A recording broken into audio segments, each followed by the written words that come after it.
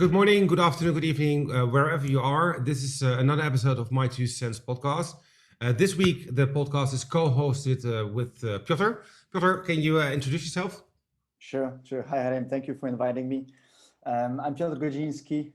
From a personal background, I'm a Polish-French living in Spain, father of a Mexican kid. He has the Mexican flag to it. And from a professional perspective, a reputed entrepreneur, first InsurTech, now FinTech,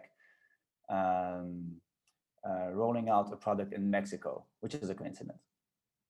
It's a coincidence.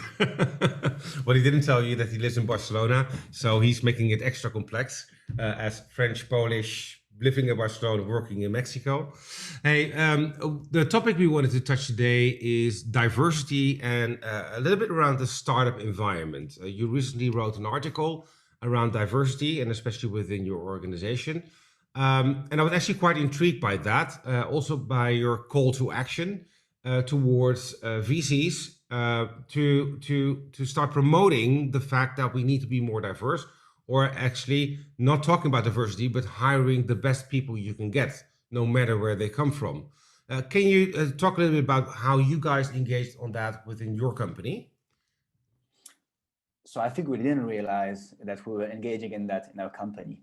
The whole idea about at some point expressing ourselves or myself about diversity was that at Finnu, at our current company, we are three co-founders. The two other ones are first a woman from India, a bit more seasoned than myself, and a German guy raised and born in Germany, but who actually was a kind of a globetrotter.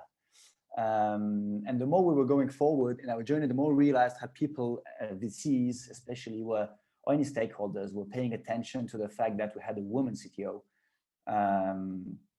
And I couldn't really understand why is it so much like outstanding or like different or unique. And so I started to brainstorm the topic, discuss it with my other co-founders, and I realized we didn't see it coming because that's a question we didn't ask ourselves when we met with Charlie. Essentially, the question we asked ourselves is, who is she? Is she a nice person? Does she like us? Does she want to work with us? And can she get things done based on her skill set? So, and it just happened. And I think we followed the same path. Anyone joining us, essentially, to be fairly honest, I don't even know which universities anyone graduated within the team. I have no idea. I only know which universities I graduated. Because when we onboard someone in a startup, I believe we only focus on who is this person and can she help us take it to the next level? Can she get things done for us? Is this person better at a specific topic than we are as co-founders? And with, I believe, naturally having this mindset, then we end up with a like really mixed panel of people, age-wise, gender-wise, and religion-wise, although we don't discuss that much religion in the company, but it ends up being a real mix, a real diverse mix that we're not even seeking for. So we never were like, okay, while launching Finnu, we have to focus on this, promote, be the kind of flag to show everyone else what is good or what isn't. It just happened. People started to realize that, and then said, okay, so since we behave that way naturally, maybe we should spread the word. Reaching out to VCs because they have big infrastructures, they have dozens or hundreds of startups in their portfolio, they have network, their general partners and LPs come from various positions and backgrounds, and eventually they can reach out to universities, high schools to show kids that in the startup ecosystem, by design, we need help and we focus on what can you bring to us. So there's space for you, and when a startup is growing, you can grow the startup. It's a bit different than the old economy. I have only, let's say, impressions about the old economy, big corporates. I never worked in there, but my impression is that there, where you come from, which diploma you have, actually is really important, and maybe even one of the first criteria, rather than what did you do before. So I know by heart the experiences from all our team members, where they worked, what they did. But I don't know what they studied, for instance. I think it's a real good topic because I've worked for a lot of corporates, so I've seen how the selection goes for team members. And I remember at a certain point, I had an HR lady come to me. She said, "Look, we did a pre-selection of all the 50 candidates applying to the position. We selected these 10." I said, "Okay, where did you select them on?" "Well, they all went to a good university. They all have XYZ and all criteria, which were static criteria." Uh, and the first thing I said to her, "Look, but have you spoken to the other candidates?" She said, "No, we did a pre-selection. So these are the people we want to put forward based on the background. We want to have these people can be high potentials." The first thing I said to her was that, "Look, if I look at my team, the highest potential I have in my team are two people who have never studied, but they have the drive, they have the stamina, they are fearless in what they do. So they start up with new things, they start up with new ideas and concepts. So I want you to go back. I want you to really look at how these people can contribute to the success of our team, because we are transforming, we're changing. We cannot just look at education. Education is lovely, it's a great foundation. And I believe that people need a good education. An education or from a school or an education through life. There are two levels of education. I call myself a lifelong learner. But that is a big, massive point within a lot of organizations, that they filter out based on education. That's the first one. Okay, not education out, etc., etc. That filtering is, I think, the wrong one.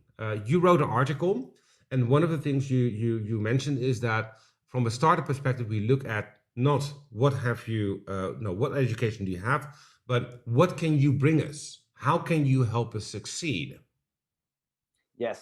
Yes, because essentially we need evidence. And the evidence for us is, what have you done in the past? What mindset do you show when we meet? Who are you as a person? And which skill set did you deliver already, or did you build? And you create the belief that within us that you will get the skill set you are eventually missing because you have the right mindset. So as much as I can understand filtering in big corporates based on the diploma, because I meet a lot of people in the VCs who graduated in big American schools, and these guys are all brilliant. And most likely, you know, that if someone went, I didn't go to Stanford, but to a top European university, he's a working machine. He has the ability to grasp a lot of working hours and stand it. But we will not capitalize on this essentially in startup, because in startup, everybody is working hard. What we capitalize on is the mindset and the evidence we have that, oh, you did this in the past, come on board, solve this pain for us, and then grow and solve more. And this is really crucial in startup, because we need you to be able to deliver like almost right away and grow with us. And that's not really related to the studies you did. I mean, I have a good diploma, but I mean, it's absolutely not related to the experience we gained and I gained launching a startup. It's far more of a roller coaster, more complex. You have to be more resilient, acquire more skills than the theory that we acquired at the uni. And I believe a lot of startups focus on this, are you just better on this specific topic, managing the product, acquiring customers, building the identity, taking care of our customers than I am? Or are you better at lending at credit risk than I am, or that we are as founders? Because we're dying. A startup is dying, I mean, almost for always. So there's nothing for granted. Even after you complete a Series B or C, which I never did, things are not granted. But in the very early days, you're really dying. You just get a capital injection, and then you're dying into the next round, and you have to prove by then that you're worth living. And then you get more funding, or you just generate revenue on yourself, right? But yeah, so since we're in this very fragile setup, being a startup, we just need to focus on, can you help us? Yeah, I like the perspective also what you mentioned there. In a startup, you are continually dying until you get to a certain point that you can scale up and move onwards. Which in general, when you have an established company, a large company, it's okay if you do less this year. It's not okay for the shareholder, but it's okay. There's no massive risk. There's no dynamic of we all have to contribute for the fullest 200%. There's a real massive difference between a startup and an established company. But if we then look back on the diversity topic, You guys have a female CTO, which more and more companies, you see more and more positions that are led by females, but also by gays, by ethnicity. So I'm going to leave that one for now, the word, but I guess you know what I mean. We see that change happening all over. The interesting part is that from a startup perspective, we don't look at that.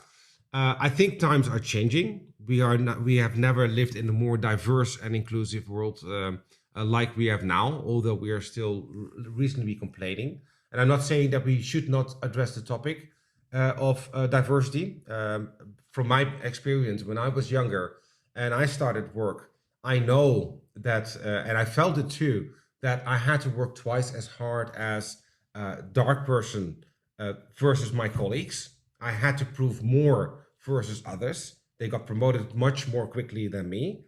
But that has changed over the years. If we now look at the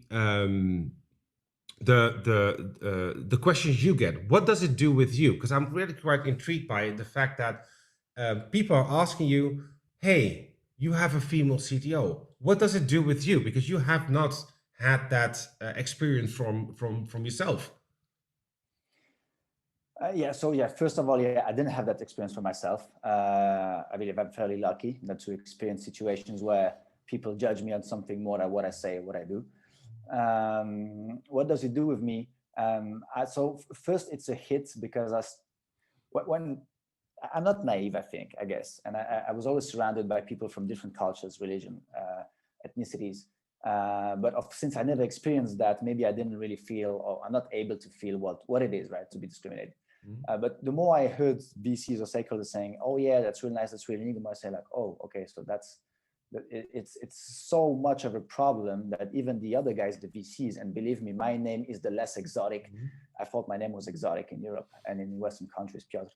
But I mean, I meet people from all over the world, and even they notice that. So it means like, yeah, we can do better. Although I see people from all over the world in the stakeholders we talk to. And therefore, we have to initiate a call to action, because I mean, it's good to talk about it once or twice, eventually write an article, talk about it today, but we have call to actions to perform.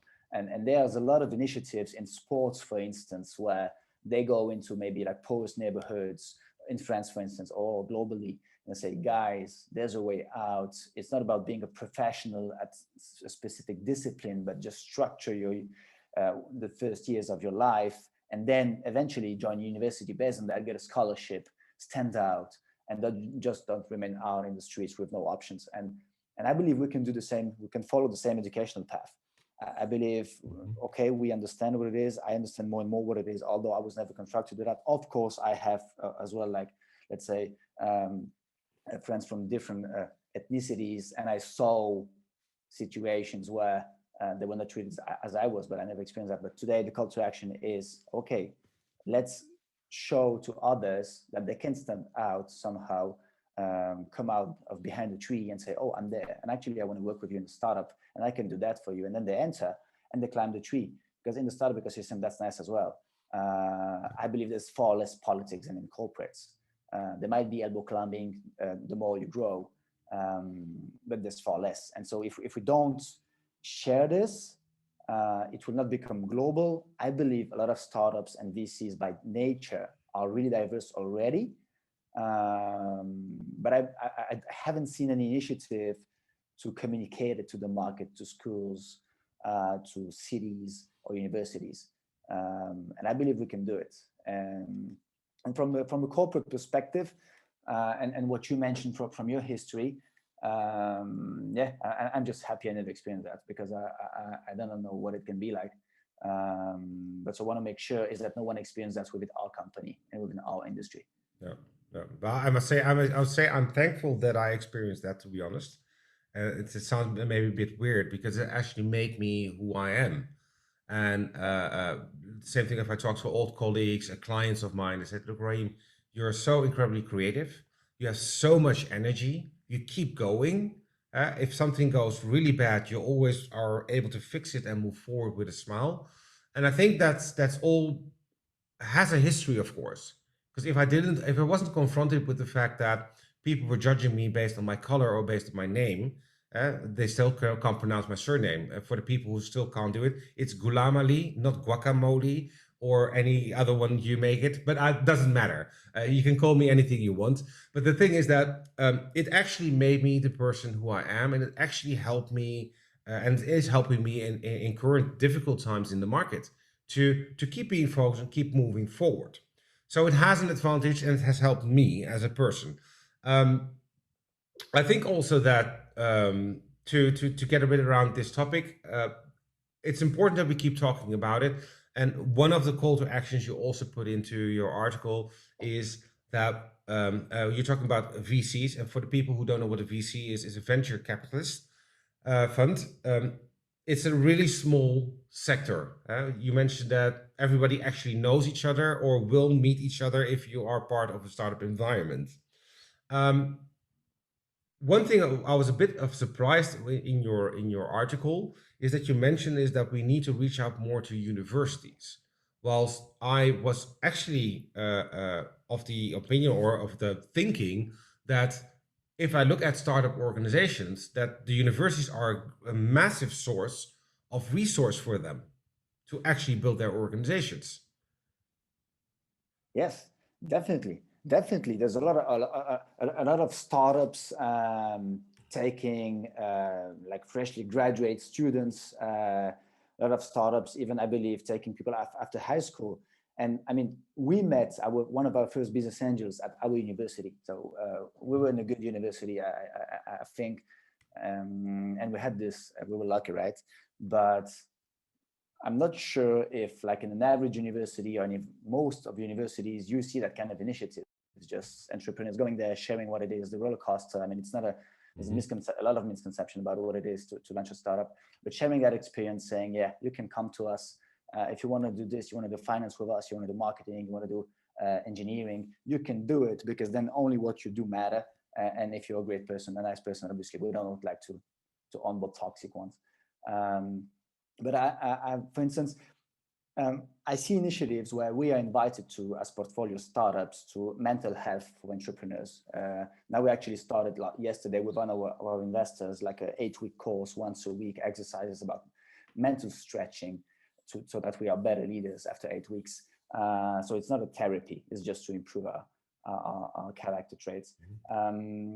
We participated in the interview launched by Endeavor Mexico about mental health in startup. So they're doing a lot of stuff to help our community already. And I believe helping our community as well is just to tell the word and the students that, hey, here we are, right? Come and join us. It's not only, startups are more than only the LinkedIn post you see that this startup raised X and this startup raised Y, and it's a success nowadays. There's everything in it, failure, roller coaster, but job opportunities, career path, as mentioned previously. So I think there's just no one ever reached out to us to say, okay, guys, we'll do that. You go to this school or write an article, we'll publish that in a student newsletter, tell your story. Not specifically our story, but any startup story, and about this topic specifically. So I think there's space for that. And they will come to it, VCs. I mean, I'm spamming them now, all the ones this initiative. Okay, let's go to a bit of a call to action, because I think the main thing is that there's also what you did in your article. But what is your call to action if you look at other startups, VCs? What do you really want them to do moving forward? Want them to reach out to any organization they think that might be relevant, and I quoted high schools and universities, can be more than that. Take startup co-founders with them on a regular basis and let them share their story, share them what is a startup about from a labor, job, opportunity, professional perspective. Not sure if they're supposed to take me or maybe rather our CTO actually, so that she goes as a woman and then other girls see, oh, but that's a girl just like me and she's the CTO of that company, so I can be her too. Or that she's from India and now she's in Mexico now, but she was in Europe. And so, of course, Europe is full of Europeans and as well some immigrants, but maybe then she should go there. I mean, I'm not in a specific category where I'm discriminated, as I mentioned. So I'm not sure if I'm the person to go there. Although I wrote the article you mentioned because I reached out to Charlie, it's our CTO, her name is Charlie, and said, Charlie, Maybe you should write about it. And she said, no, it will be more powerful if actually a white male writes about it. So I did. Not sure if it's more powerful, but I did. And yeah, the call to action is DVCs, wherever you are, city-based, reach out to school, high schools, universities, any other associations, even sport clubs where kids are, and take their all this that diverse setup you have already within the portfolio, startup portfolio, and let them just talk and meet. So they identify themselves to someone. I mean, if you see a pilot and he's just like you want to be a pilot. And if you see a woman engineer and maybe you like logic and you like math, then you say, okay, I can do this. And it doesn't mean I will have to apply for a job for a big corporate where there's maybe supposedly it's more tough to get in if you are from a diverse setup. But yeah, startup she's here. It's just proving me wrong. I can go there. Cool. So we're going to conclude this podcast. We're running out of time. Then I think what's actually quite interesting, Piotr is really, he's a funny guy. He runs a great company. He's a really serial entrepreneur. He probably will be looking for people. So if you guys, if anyone in this this podcast is listening or viewing this podcast, maybe you can tell a little bit about your latest adventure. I'm going to call it the adventure. Yes, the current roller coaster, right? Thank you. So we launched 6 months ago an early stage fintech in Mexico. The general idea is that in Mexico, as in many other emerging markets, most of people don't have access to financial products, and they depend on alternatives which are bad for them, not accepting them, or really expensive when it comes to credit, for instance. So our first product is trying to give access to credit cheaper than anyone in Mexico, and to give access with a higher acceptance rates than any lender in Mexico. And that's just the first base in order to attract a lot of undeserved customers, build their credit financial profile into a quality one, and open them a whole different set of additional products so that overall they go into a more financial healthy direction. Yeah, and that's a challenge. Obviously, it puts a lot of pressure because giving credits as a first product in emerging markets where it's highly competitive, I mean, the impact of not repaying a loan is not as high from a behavioral perspective as maybe in Europe, where they will just chase you down if you don't pay. So yeah, that's a challenge we're looking at. We did a pre-seed round last year. Prior to the launch, we're now during the seed round that will close soon. Yeah, and the idea is to make the world a better place, offering like decent and honest products for our customers. That's what we're looking at. Nice. So if there are people also listening who are investors, who are interested in jumping on a new journey, I will put a link to Piotr's LinkedIn in the post on both YouTube as on the Anchor and the Spotify. So if you want to connect with Piotr, please do, because I think the concept they are launching is actually really good. I worked a lot with Mexico in the past, in the time I worked for a data company. So I know quite enough about that market, but also the emerging markets, that it's really difficult for people to get financing all over. But it's also really difficult to collect the money. So it's a quite an interesting dynamic you're working in. Piotr, thank you so much for this chat. We're going to record another one soon, which is also going to be really interesting for the people listening in. And that is actually, what does it actually mean to start up a company? Because that's a key topic we want to touch for the next time. For this time, thank you so much for joining. Really appreciate your views on this topic, on diversity, and I look forward to having a next session with you. Thank you very much, Rahim.